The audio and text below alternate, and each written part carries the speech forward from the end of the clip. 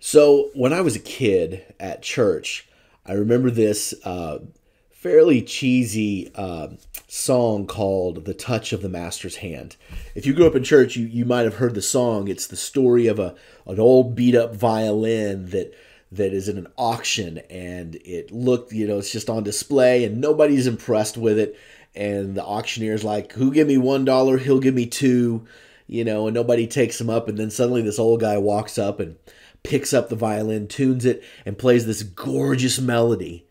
And then the auctioneer starts the bidding again, and suddenly it's, "Who'll give me $2,000? He'll give me $10,000."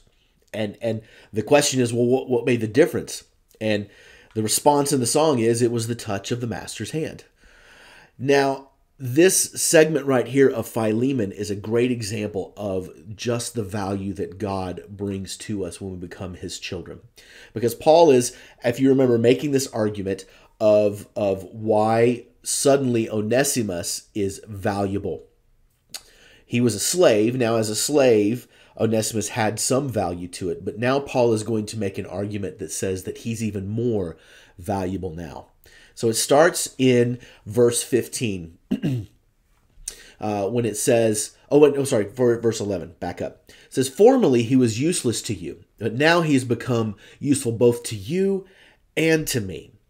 I am sending him, who is my very heart, back to you. I would have liked to keep him with me so that he could take your place in helping me while I'm in chains for the gospel. But I didn't want to do anything without your consent, so that any favor you do would not seem forced, but would be voluntary. Perhaps the reason he was separated from you for a little while was that you might have him back forever, no longer as a slave, but better than a slave, as a dear brother.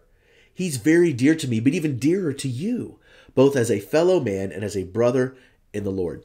So there's a lot here that Paul's talking about. So first of all, he breaks out that Onesimus is now even more valuable than he was previously. And this is Paul referencing how he now is a brother in Christ. And he now has eternal significance and is now heirs and co-heirs with Jesus. And these are themes that Paul has in his letters when he talks about it, how we are now one in Christ. In Galatians' famous verse, neither Jew nor Greek. This is that scene right here that Paul's talking about. So now he has great value, so much so that Paul uses a huge statement in verse 12 when he says, "My very heart."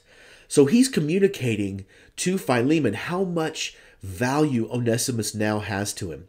And he's communicating these things because he has asked and he wants Philemon to set Onesimus free. But he's now changing the argument. Remember before he was kind of talking about how, well, I could say that you owe me, but I'm not going to do that. Now Paul is telling him, Onesimus has great value.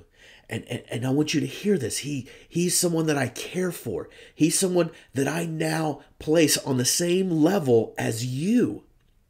So much so, in verse 13, I would have liked to keep him with me so that he could take your place.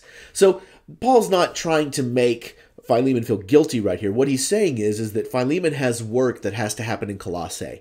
And Paul recognizes this. And Paul still, though, in chains in Rome, needs someone of Philemon's value. And here's Onesimus, who now has the opportunity to be that value. So Paul has taken what was once a master and slave relationship and now is bringing them both to be on level, and both of them to be on the level of Paul's heart.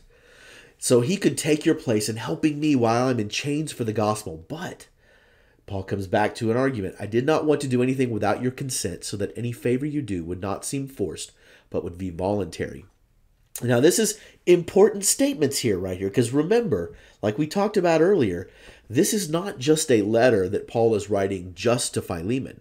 He has several different people that he's writing this to, including the house church that Philemon was a part of, and several other leaders. So Paul is calling Philemon to the carpet, but he's trying to do it in a way that calls him to the higher moral choices, but also, he kind of tries to stack the deck in his favor a little bit. He wants Philemon to make the right choice, but he's certainly putting a lot of pressure on Philemon to make the right choice. And then he makes the argument, the crux of the argument. So now Onesimus in verse 16 is no longer a slave. He's better than a slave. because now he's going to serve you because he gets to, because he's called by God to be a servant, not because he has to, because he owes you something, now because he is a brother in Christ. And that makes him dear to not only Paul, but now makes him dear to Onesimus. Okay, we'll talk a little bit more about Philemon tomorrow.